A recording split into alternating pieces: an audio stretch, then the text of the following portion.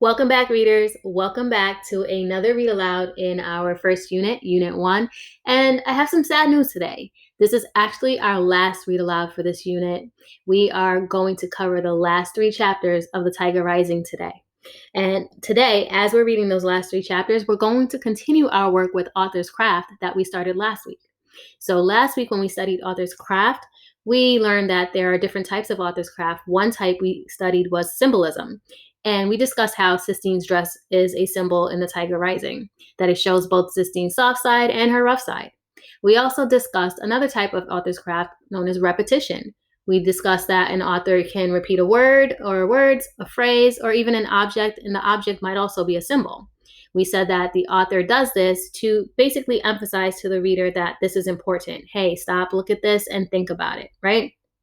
Okay, today we're going to try a different type of author's craft known as descriptive language. It's when the author gives a description of something, of a space or an object or a feeling that a character is having, or description of something happening in that moment, and the author takes great care to describe it, to make sure that they give all the details that they can about it, and the reader is supposed to notice, hey, the author's giving great detail here, something that I'm supposed to notice, something I'm supposed to pay attention to, because this could be very important. All right. So the example here is when the author, each couple of chapters in The Tiger Rising, the author mentions that Sistine has blood somewhere on her body, like on her knuckles or on her dress, right? Sistine, her hands were bleeding, and the author wrote that Sistine had blood on her hands to show that across the story, Sistine continues to get into fights. She's continuing to be that tough girl that she needs to be to fight back the bullies at school. So we know that when we see the author describing her clothing and describing, the blood on her knuckles and her hair is all disheveled and looking crazy, it's to remind us that Sistine is still getting into fights, okay? So we use that author's craft prompt to say, the author wrote that Sistine had blood on her hands to show that she was still having trouble at school and that she was still being tough by fighting back. All right, so let's keep that in mind as we continue to read The Tiger Rising today. We're going to be on the lookout for that descriptive language where the author is using special words or, very detailed description of something to let us know something else about that situation. All right, here we go. Chapters 28 to 30. Chapter 28. Oh, said Sistine in that voice that Rob loved. See, she said. That was the right thing. That was the right thing to do. Rob nodded, but in his mind he saw a flash of green. He remembered what happened to Cricket. What? Said Sistine, turning to him. What are you talking about? Rob shook his head. Nothing, he told her. Robert! The sound of his name came floating to them from the direction of the motel. That's my dad, he said, confused. That's my dad calling me. And then they heard Willie Mae. Do Jesus! She screamed, her voice high and wild. And then there was the crack of a gun. They both stood still, stunned and silent. And when Willie Mae came running out from under the pine trees and saw them, she stopped. Thank you, Jesus, she said, looking up at the sky. 2 whole children, thank you. Come here, she said. She opened her arms. Come to me. Rob started walking toward her. He wanted to tell her that she was wrong. He wanted to tell her that he did not feel whole. But he did not have the energy or the heart to say anything. All he could manage was putting one foot in front of the other. All he could do was keep walking toward Willie Mae.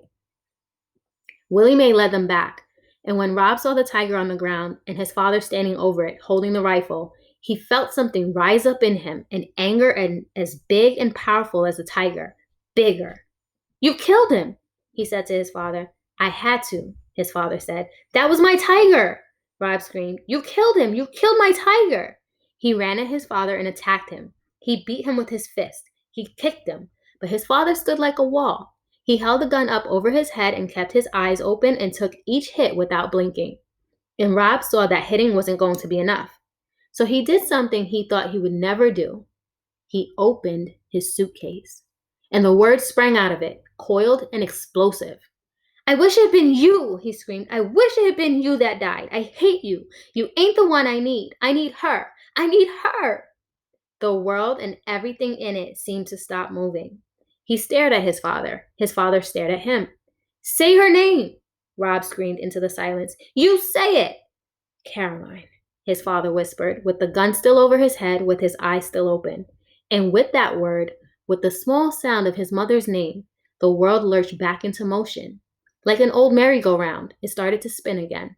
His father put the gun down and pulled Rob to him. Caroline, his father whispered. Caroline, Caroline, Caroline. Rob buried his face in his father's shirt. It smelled like sweat and turpentine and green leaves. I need her, Rob said. I need her too, said his father, pulling Rob closer. But we don't got her. Neither one of us. What we got, all we got, is each other. And we gotta learn to make do with that. I ain't going to cry, Rob said, shutting his eyes, but the tears leaked out of him anyway. Then they came in a rush and he couldn't stop. He cried from somewhere deep inside of him, from the place where his mother had been, the same place that the tiger had been and was gone from now. Rob looked up and saw his father wiping tears from his own eyes. All right, said his father, holding Rob tight. That's all right, he said. You're okay. When Rob finally looked up again, he saw Willie Mae holding Sistine like she was a baby, rocking her and saying, shh. Willie Mae stared back at him. Don't think you're going to start pounding on me now, she said. No, ma'am, said Rob. He wiped the back of his hand across his nose and slid out of his father's arms. I went and got your daddy, Willie Mae told Rob as she swayed back and forth rocking Sistine. I figured out what you was going to do, and there ain't no telling what that tiger would have done once he got out of that cage. I went and got your daddy so he could save you. Yes, ma'am, said Rob. He went and stood over the open-eyed tiger. The bullet hole in his head was red and small. It didn't look big enough to kill him. Go ahead and touch him, said Sistine. Rob looked up. She was standing beside him. Her dress was twisted and wrinkled. Her eyes were red. Rob stared at her and she nodded. So he knelt and put out a hand and placed it on the tiger's head. He felt the tears rise up in him again. Sistine crouched down next to him. She put her hand on the tiger too. He was so pretty, she said. He was one of the prettiest things I have ever seen. Rob nodded. We have to have a funeral for him, Sistine said. He's a fallen warrior. We have to bury him right. Rob sat down next to the tiger and ran his hand over the rough fur again and again while the tears traveled down his cheeks and dropped onto the ground. Okay, readers. So remember, we were on the lookout for that descriptive language. Anywhere where the author took very much care and took time to describe something in detail, exactly how it looked. A lot of adjectives describing something. And we're going to use that author's craft prompt that says the author wrote blank because she wants to show the reader blank. Okay? So think about the descriptive language that you noticed in chapter 28. Chapter 29. Rob and his father worked with shovels to dig a hole that was deep enough and wide enough and dark enough to hold the tiger. And the whole time it rained. We got to say some words over him, said Willie Mae, when the hole was done and the tiger was in it. Can't cover up nothing without saying some words. I'll say the poem, said Sistine. She folded her hands in front of her and looked down at the ground. Tiger, tiger, burning bright, in the forest of the night, she recited. Rob closed his eyes. What immortal hand or eye could frame thy fearful symmetry, Sistine continued. In what distant deeps or skies burnt the fire of thine eyes? On what wings dare he aspire? To Rob the words sounded like music, but better. His eyes filled up with tears again. He worried that now he had started crying, he might never stop. That's all I remember, Sistine said after a minute. There's more to it, but I can't remember it all. You say something now, Rob, she said. I don't got nothing to say, said Rob, except for I loved him. Well, said Willie Mae, what I gotta say is I ain't had good experiences with animals in cages. She reached into her dress pocket and took out the wooden bird and bent down and laid it on top of the tiger. That ain't nothing, she said to the tiger. Just a little bird to keep you company. She stepped back, away from the grave. Rob's father cleared his throat. He hummed softly, and Rob thought he was going to sing, but instead, he shook his head and said, I had to shoot him. I'm sorry, but I had to shoot him. For Rob. Rob leaned into his father, and it felt, for a minute, like his father leaned back. Then Rob picked up his shovel and started covering the tiger with dirt. As he filled the grave, Something danced and flickered on his arm. Rob stared at it, wondering what it was. And then he recognized it. It was the sun, showing up in time for another funeral. I'm sorry I made you do it, Sistine said to Rob when he was done. He wouldn't be dead if I hadn't made you do it. It's all right, Rob said. I ain't sorry about what I did. We can make a headstone for him, said Sistine, and we can bring flowers and put them on his grave, fresh ones every day. She slipped her hand into his. I didn't mean what I said before about you being a sissy, and I don't hate you. You're my best friend. The whole way back to the Kentucky Star, Rob held onto Sistine's hand. He marveled at what a small hand it was, and how much comfort there was in holding onto it. And he marveled too at how different he felt inside, how much lighter, as if he had set something heavy down and walked away from it, without bothering to look back. Okay, readers, here we are. We just got through chapter 29. Did you notice any descriptive language in chapter 29? Chapter 30. That night, his father sang to Rob as he put the medicine on his legs. He sang the song about mining for gold, the one that he used to sing with Rob's mother. When he was done with the medicine and the song, he cleared his throat and said, Caroline loved that song. Me too, Rob told him. I like it too. His father stood up. You're going to have to tell Beauchamp that you was the one that let the tiger go. Yes, sir, said Rob. I'll tell him I was the one who shot him, but you gotta admit to letting him go. Yes, sir, said Rob again. I might could lose my job over it, his father said. I know it, Rob told him. But he wasn't afraid. He thought about Beauchamp shaking hands. Beauchamp was the coward. He knew that now. I thought I would tell him I could work for him to pay for what I done. You can offer him up some reasonable kind of solution, said his father, but it don't mean he'll go for it. There ain't no predicting Beauchamp, other than to say he's going to be mad. Rob nodded. And on Monday, his father continued, I aim to call that principal and tell him you're going back to school. I ain't messing around with taking you to more doctors. You're going back and that's that.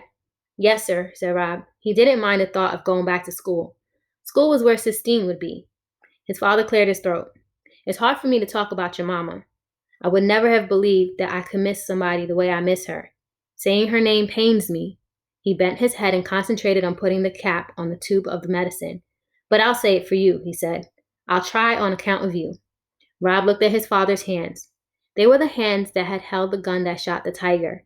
They were the hands that put the medicine on his legs. They were the hands that held him when he cried. They were complicated hands, Rob thought.